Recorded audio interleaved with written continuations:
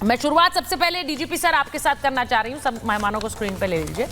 ये DGP sir आपसे पूछ रही हूँ, ये बहुत बड़ी घटना है सर, और ऐसी घटना कुछ दिन पहले भी यहीं कानपुर में देखने को मिली थी 17 तारीख को।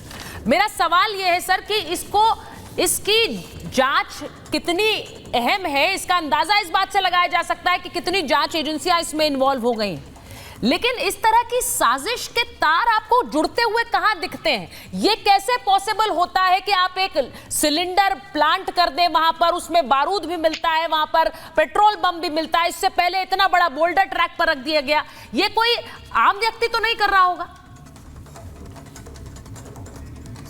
सुचरिता जी, इसके पीछे बहुत सोची समझी एक साजिश है।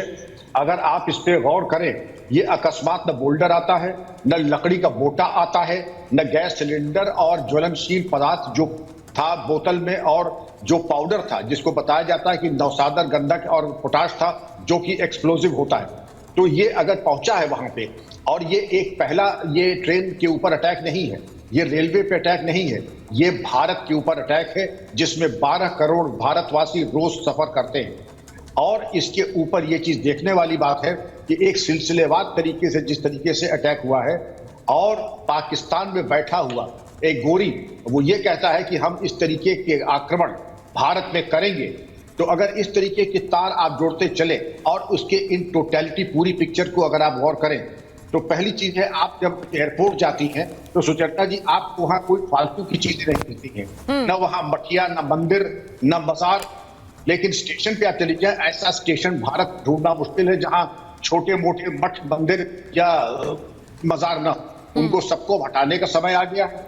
रेलवे ट्रैक दोनों की तरफ नाजायज बांग्लादेशियों की भरमार है, रोहिंग्याओं की भरमार है। भारत सरकार से मेरा आह्वान है, शाजिया जी से मेरा निवेदन है कि इनको निष्कासित करने, इनको वहां से हटाने के बारे में एक कार्य योजना तैयार करें, क्योंकि ये स्लीपर से तैयार करना कोई बहुत मुश्किल काम नहीं है।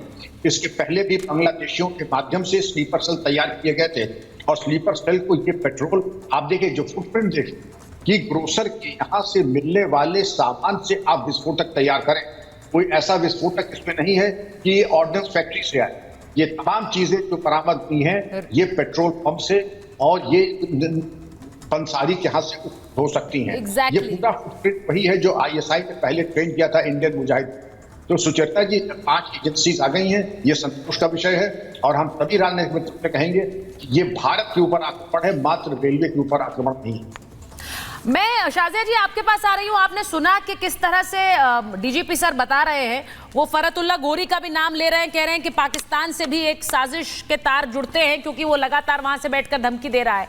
लेकिन आपके जो नेता हैं मंत्री गिरिराज सिंह, वो कह रहे हैं कि कांग्रेस पार्टी ने टूल किट बनाया है और गोधरा एक और हो जाता। इसको कहने के पीछे मंशा क्या है?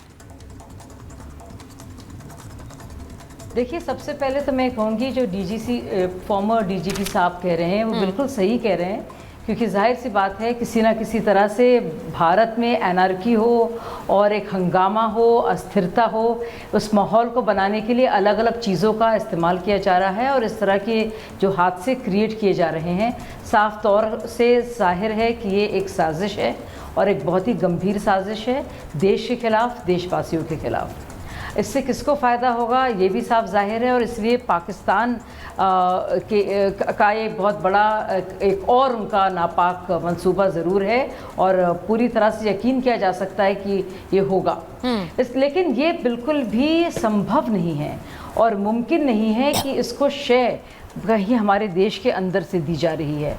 जाहिर सी बात है, हमारे देश में हैं कुछ ऐसी ताकतें, कुछ ऐसे फोर्सेस, कुछ ऐसे तत्व जो चाहते हैं कि किसी तरह से भारत का और भारतवासियों का नुकसान हो, और वो अलग अलग तरीके से, और ये बिल्कुल अगर आप स्टडी करेंगे अलग अलग देशों में किस तरह से काम होता है हंगामा क्रिएट करने का और एक तरह से हिंसा का माहौल क्रिएट करने का, तो यह तरीका यही है, इसी तरह से किया जाता है। अलग अलग जगह में अज्ञान लोग किस तरह से कहीं बम फोड़ते हैं, कहीं जो यूटिलिटीज़ हैं उनको बर्बाद करते हैं, चाहे वो कम्युनिकेशंस के रास्ते हों या फिर रेलवेज़ के रास्ते हों। तो ये साफ जाहिर है कि सुनियोजित तरीके से एक षड्यंत्र के जरिए भारत के अंदर कुछ तत्वों के साथ मिलकर एक ऑर्केस्ट्रेटेड, एक प्लान्ड कोशिश ही नहीं है। पर शाजिया जी, गिरिराज जी तो सीधे कांग्रेस पार्टी का नाम ले रहे हैं। वो कह रहे हैं कि कांग्रेस की जुबान इस पर बंद है। वो कह रहे हैं कि कांग्रेस पार्टी ने एक टूल किट बनाया है। यहाँ पर तो एक और गोदरा हो जाता। वो तो सीधा स्पष्ट आरोप लगा रहे हैं। अब मैं ये स्पष्ट आरोप है उनका कि एक और गोदरा हो जाता और कांग्रेस का वो नाम ले रहे हैं। इसीलिए मैं जरा इस पर जरा बात करना चाहती हूँ। बोलती नहीं है पार्टियां। हाँ। पर आप खुद भी सोचिए सुचरिता जी, सुचरिता जी, जी, आप खुद भी सोचिए कांग्रेस पार्टी ने इस पर कुछ क्यों नहीं बोला। हाँ, आप खुद सोचिए क्यों नहीं बोला। अगर आपको किसी तरह से भारतीय सरकार को, केंद्रीय सरकार को, रेलवे मिनिस्टर को, रेलवेज को अगर आपको ब्लेम करना है और उनको बदनाम करना है, जो कि कांग्रेस की पुरानी आदत है, अभी भी देश को बदनाम करने के लिए तो वो विदेश गए हैं। तो वो ये नहीं कह रहे हैं कि कांग्रेस इसके लिए जिम्मेदार है, लेकिन वो कह रहे हैं कांग्रेस देखिए उन्होंने तंज भी कस दिया है कि अभी भी देश को बदनाम करने के लिए विदेश गए हैं और अभी जो देश में देश तोड़ने की ताकतें हैं उन पर कोई कुछ नहीं बोलता है। जरा अजीज खान साहब बता दीजिए क्यों नहीं बोल रहे हैं। आपके नेता भी नहीं बोले हैं। कोई इतनी बड़ी घटना हो गई उसमें कांग्रेस पार्टी नहीं बोलती है। ये कौन लोग हैं जो इस तरह की साजिश को अंजाम दे रहे हैं। वो कह रहे हैं टूल किट है और इस टूल किट को संरक्षण आप लोग देते हैं। अजीज खान साहब देखिए, सुचरिता जी आप पूछ रही हैं कौन लोग हैं। ये साजिया एलबी जी ने बता दिया वो कौन लोग हैं। जो कुछ बचाया था वो गिरिराज सिंह जी ने बता दिया कि वो कौन लोग हैं या साजिश कर रहे हैं। अरे भाई आप तो कह रहे थे उत्तर प्रदेश में कानून व्यवस्था बिल्कुल चरम पे है, कुछ है ही नहीं। मुझे लग रहा उत्तर प्रदेश से बेहतर कानून व्यवस्था पूरे देश में नहीं है।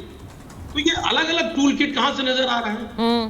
गैस सिलेंडर मिल रहा है और तमाम तरीके की चीजें मिल रही हैं और ये भी आपको पता चल गया, जांच के पहले ही पता चल गया कि साहब वो टूल किट तैयार कौन कर रहा है। राहुल गांधी जी तैयार कर रहे हैं और कुछ मुस्लिम संगठन होंगे, कुछ मुसलमान होंगे जो कि इसमें लिप्त होंगे। स्पष्ट कर दीजिए उसमें क्या बताना है। जब इस तरीके के स्टेटमेंट दे ही देना है, इस तरीके की बात को करना ही है। एक तरफ तो आप कह रहे हैं कि साहब 5-5 एजेंसियां लगाई गई हैं जो इसकी जांच कर रही हैं और जांच करने से पहले ही आप स्पष्ट किए दे रहे हैं कि इसमें शामिल कौन कौन है, लिप्त कौन कौन है। एक बात आप समझिए, एक बात बताएं, ट्रेन हादसा ये बहुत ही सेंसिटिव इशू है। एग्जैक्टली क्योंकि बहुत सारे ट्रेन हादसे हुए हैं, जाने गई हैं, लापरवाही हुई है, आपको बताऊं, और उस लापरवाही को इग्नोर नहीं किया जा सकता। एक लंबी लिस्ट है, फेरिस्त है।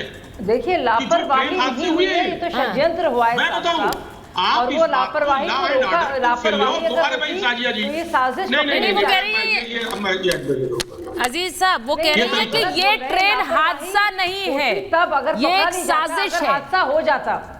ये एक्सीडेंट नहीं है, ये प्लॉटिंग थी, ये प्लानिंग थी और उस पर आप सवाल उठाइए। बिल्कुल बहुत कोशिश की गई कि हादसा बने। नहीं आप बोलिए। आप लोग सरकार को ब्लेम करें, मगर ये हो ना सका। भाई साजिया जी नहीं, मगर ये लगातार नहीं बोलेंगी आप, नहीं प्लीज बोलिए। सुचेता जी आपको रोकिए आप ऐसे। हाँ आप बोलिए लगातार। देखिए एक बात जानिए, हमने कब कहा हादसा हो गया। हमने कहा साजिश की बात कर रही, तो साजिश की पता कैसे चल गया। हाँ। बगैर जांच के सारे साजिश का पता चल गया और टीवी चैनल पर चलने लगा।